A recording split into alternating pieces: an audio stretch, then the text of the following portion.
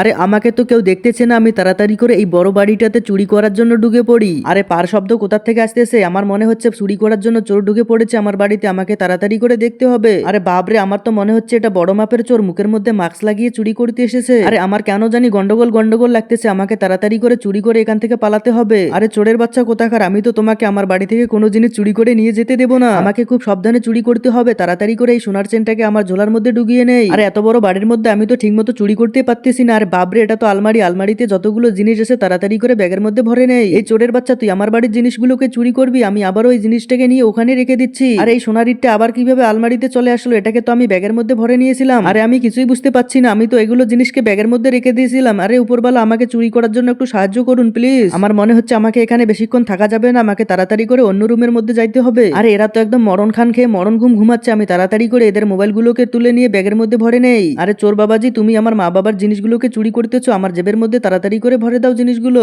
আরে আমি এটা কিছু শব্দ পাচ্ছি, আমার মনে হচ্ছে এখানে তো কেউ ছিল, এখানে তো এখনই কেউ মনে হয়েছিল। কোথায় গেল রাজু? তুমি কেন দুষ্টামি করতেছো? তাড়াতাড়ি করে কলেজে চলে যাও বাবা। আরে এদের মনে হয় মাথা নষ্ট হয়ে গিয়েছে, ঘুমের মধ্যে তার ছেলেকে বলতেছে কলেজে যাইতে। আরে আমি এই বাড়িতে যখনই চুরি করতে ঢুকেছি আমাকে তখন থেকে ভয় লাগতেছে, আমি তাড়াতাড়ি করে এই কিচেনের মধ্যে কিছু সামানগুলোকে চুরি করে এখান থেকে তাড়াতাড়ি করে পালিয়ে যাব।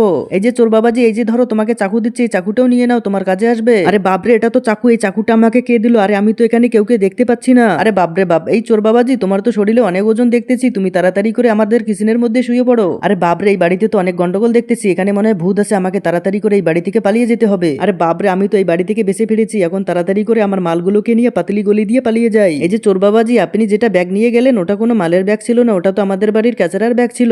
বন্ধুরা, এই চালাক ছেলেটির চালাকির জন্য ভিডিওতে একটা লাইক তো করতে পারেন।